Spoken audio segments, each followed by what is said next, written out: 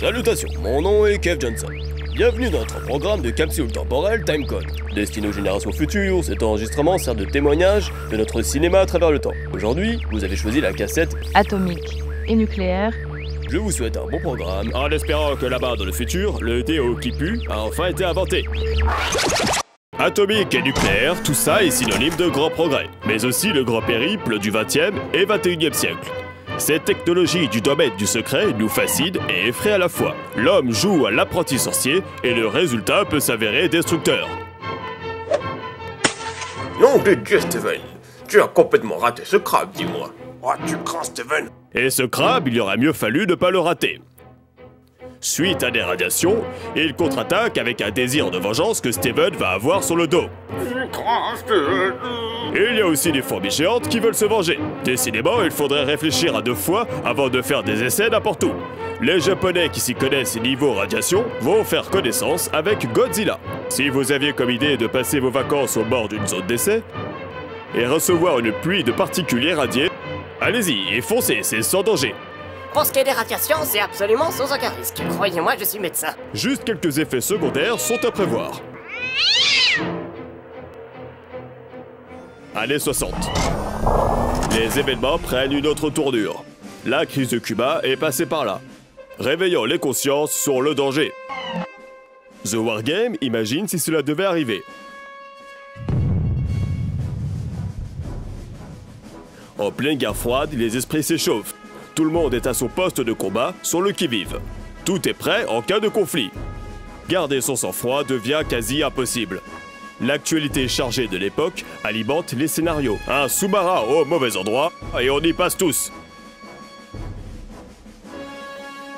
On ferait mieux de se mettre à couvert dans la voiture. Ouais, t'as raison. Ah, attention, elle arrive. C'est une époque aux mille dangers où une poignée d'hommes détient l'arme suprême.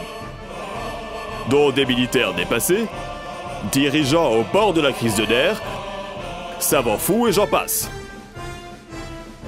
Peuvent-ils vraiment nous sauver de la catastrophe? Années 70. Eh bien, visiblement non. Car à part un homme et son chien, il ne reste plus grand monde sur la Terre dévastée. Les cafards sont maintenant les nouveaux maîtres du monde, alors courez si vous ne voulez pas vous faire grignoter par eux. Ils ne sont peut-être pas géants, mais ils sont partout. Ça gratte. Les survivants de la fin du monde, c'est le nom du film, doivent à tout prix leur en échapper. Dans Glenn et Randa, ce sont les hippies les nouveaux maîtres du monde. À eux donc de s'occuper de le repeupler. Malgré le choix restreint. Franchement, non merci. L'URSS, un peu concerné par le sujet, voit arriver Stalker, un véritable chef-d'œuvre tourné dans les zones interdites de Russie. Un tournage qui laissera de graves séquelles à l'équipe du film. C'est le moment de se détendre avec les années 80. Bon, la Terre est toujours un champ de ruines, où les survivants se battent à coups d'explosifs, flèches explosifs, pistolets explosifs, et même portières explosives. Il y a bien entendu des punks, de belles moustaches et un grand méchant capillairement très osé. 1986, USA. En pleine catastrophe de Tchernobyl, l'équipe Trauma, bien connue pour le mélange de sexy et trash, imagine si la catastrophe se passait dans un lycée aux États-Unis. Les bagarres de récré prennent une autre tournure. Et les dates aussi. Encore un accident dans une autre centrale en Nouvelle-Guinée qui provoque une invasion de zombies. Il serait quand même temps de revoir les normes de sécurité. Années 90! Eh, c'est à moi de dire ça. Bon, années 90. Fini la rigolade. Punk, zombies, hippies, cafards, cette fois-ci, c'est fini. Tout est fait pour éviter la catastrophe. Et cela va dépendre d'une confrontation au sommet entre Denzel Washington et Gene Hackman. Et tiens, il y a aussi Eragon. Vous avez pas vu mon épée? Dans Broken Arrow, une ogive a carrément été égarée. Le courageux Christian Slater se colle à la tâche, face à un Travolta très méchant, mais aux cheveux courts. L'échec n'est pas une option, sinon je vous le rappelle, Crabbe et Lézard géants sont de retour. Dans Le Pacificateur, George Clooney fait de son mieux. Année 2000, le monde a changé, la guerre froide est derrière nous, mais la guerre antiterroriste commence.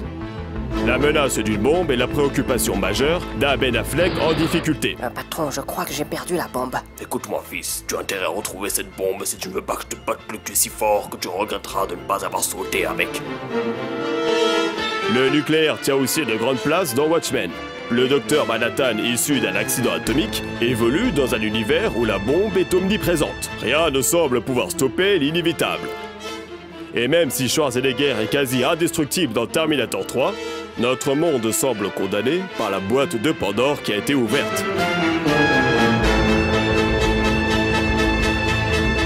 Ainsi s'achève notre odyssée dans le temps. Mais pas le péril atomique. Ce pouvoir que s'est donné l'homme nous laisse tous songeurs.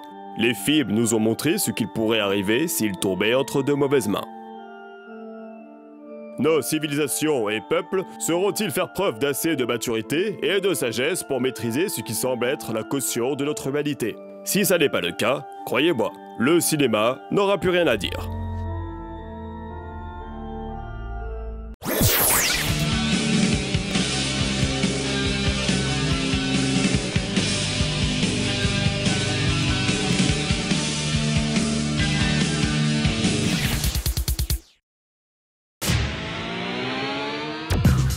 Plongez dans le programme de recherche Timecode du professeur Kev Johnson. Mon émission préférée! Revivez l'histoire du 7e art.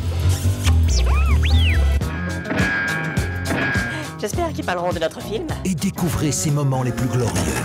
Je suis quand même Dean Martin. Et ceux qu'il aurait mieux fallu oublier. Arrêtez de vous moquer! Je vous ai dit que mon robot coiffeur ne marchait plus! Timecode, c'est l'encyclopédie non officielle du cinéma, tous les jours sur Gongbaz.